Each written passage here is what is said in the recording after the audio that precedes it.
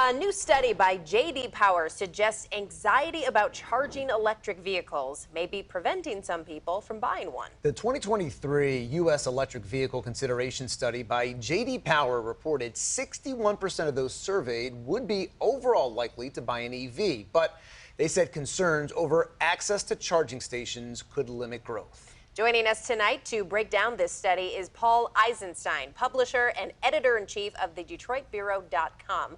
Paul, thanks for joining us today. And you're joining us all the way from the Czech Republic. We should let people know this is a huge appearance. We appreciate your time. My pleasure. I'm over here actually looking at a lot of EV technology right now. Fascinating. So let's start with how these numbers have changed. We've all been talking about this for so long, saying everything is moving towards electric, but we're not quite there yet. So how is interest in electric vehicles growing? It's growing substantially. Every year we see the percentage of people who are likely, and especially of those who are, quote, very likely interested in getting vehicles going up. It went up about 2% in the latest J.D. Power report. And what's interesting is it goes up even more depending on what sector of the motoring public you look at.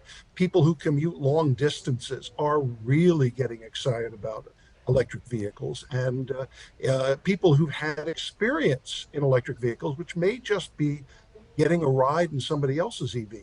Those folks are getting much more interested in getting into an electric vehicle of their own. As we see this growth, has there been enough growth at this point that this is going to stick long term?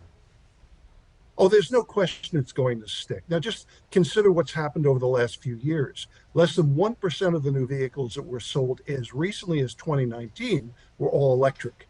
Last year, it was up at 5% for the full year, and it reached almost 8% by the beginning of 2023. I think the latest numbers were up something like 80% this year over last year. So there's no question. And what's good is that people are getting excited about all the variety of electric vehicles that are coming. You've reported certainly about the Ford F-150 Lightning and the Chevrolet Silverado EV and the Ram 1500 REV that's coming. They're vehicles from familiar manufacturers like Toyota and GM, new manufacturers like Vietnam's VinFast, and so on. So buyers are getting more choice than ever. So let's talk about that range anxiety then. You know, we've heard a lot of the infrastructure is growing. We've heard about these deals. We reported recently about the deals between Ford and GM, I believe, using Tesla chargers. What is the situation? Is the infrastructure already there to support the growing demand, or do we still need to see more of these installed? All right, here's the good news. Almost 90% of people charge up regularly at home. And the reality is, if you have a home charger, you're likely to start up every day with a full tank, if you will, of electrons, as opposed to having to rush off to the gas station to fill up every Monday morning. So that's the positive side.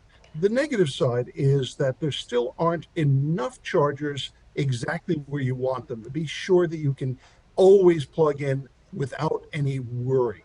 But that is growing quite rapidly. We have what I call charger anxiety in the country, and with good reason. We need more chargers for when people do, well, for example, drive from Detroit all the way up to the Sioux or Houghton, or take a trip back east. That is increasing. More and more chargers, fast chargers, are going into place. And the deal you were talking about was actually between Tesla and Ford, and a separate deal between Tesla and General Motors. Tesla has the largest network of public chargers out there, and those two companies are now going to be able to access the Tesla superchargers starting in 2024. Paul Eisenstein, publisher and editor-in-chief of the DetroitBureau.com. Thank you so much for joining us all the way from the Czech Republic tonight. Thank you. Great to be with you.